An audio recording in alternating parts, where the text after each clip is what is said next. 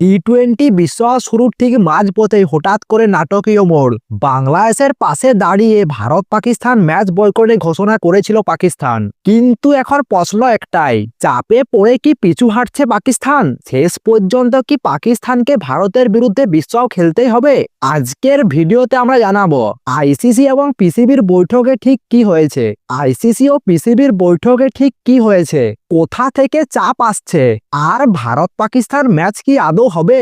রবিবার লাহোরে পাকিস্তান ক্রিকেট বোর্ডের সঙ্গে জরুরি বৈঠক করে আইসিসি।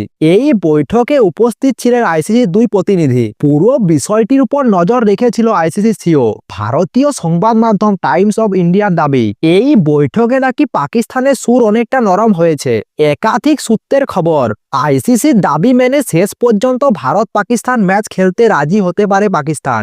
যদিও এখনো পর্যন্ত পাকিস্তান সরকার কিছু ঘোষণা করেননি। খুব গুরুত্বপূর্ণ একটি বিষয় এখানে উঠে আসছে ভারত পাকিস্তান ম্যাচ বয়কটের সিদ্ধান্তে। প্রথমে পাকিস্তান সরকার ঘোষণা করেছিলেন। পাকিস্তান ক্রিকেট বোর্ড বারবার বলেছে এই সিদ্ধান্ত তাদের নয়, এই সিদ্ধান্ত হলো সরকারের। কিন্তু এরপর থেকে বড় ইঙ্গিত দেয় পিসিবি নিজেই। পিসিবি আইসিসিকে বৈঠকে অনুরোধ করেছিল, অর্থাৎ তারা আলোচনায় বসতে চেয়েছিল।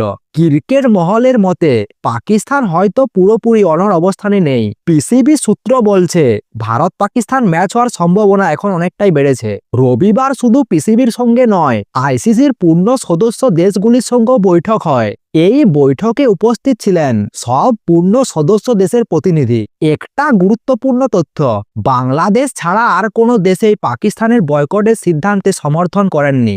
এদিন লাহোরে পিসিবির চেয়ারম্যান মোহন সিং নকভির সঙ্গে বৈঠক করেন বাংলাদেশ ক্রিকেট বোর্ডের সভাপতি আমিমুল ইসলাম। পাকিস্তান সংবাদ মাধ্যমে জানিয়েছে, আমিমুল ইসলাম লাহোর থেকে আইসিসির ভার্চুয়াল বৈঠকে যোগ দেন। 15 ফেব্রুয়ারি বিশ্বকাপে ভারত পাকিস্তানের ম্যাচ। এই ম্যাচ না খেললে পাকিস্তানের সামনে কি বিপদ? বিপদ হলো আইসিসি শৃঙ্খলা ভঙ্গের অভিযোগ, বড় অঙ্কের আর্থিক জরিমানা। এই বার্তা আগে আইসিসি মোহন সিং নকভির কাছে পৌঁছে দিয়েছে। বিশ্বকাপ শুরু হওয়ার 7 দিন আগে এই বৈঠক অত্যন্ত গুরুত্বপূর্ণ ছিল। ভারত পাকিস্তান ম্যাচ না হলে ক্ষতিকার সম্প্রচারকারী সংস্থার, আয়োজক বোর্ডগুলির, শ্রীলঙ্কা ক্রিকেট বোর্ডের।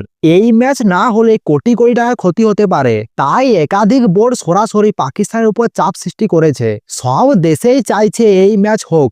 এই আর্থিক চাপও পাকিস্তানের সিদ্ধান্ত বদলানোর বড় কারণ হতে পারে। সবকিছুর শুরু হয়েছিল মুস্তাফিজুর রহমান ইস্যু থেকে।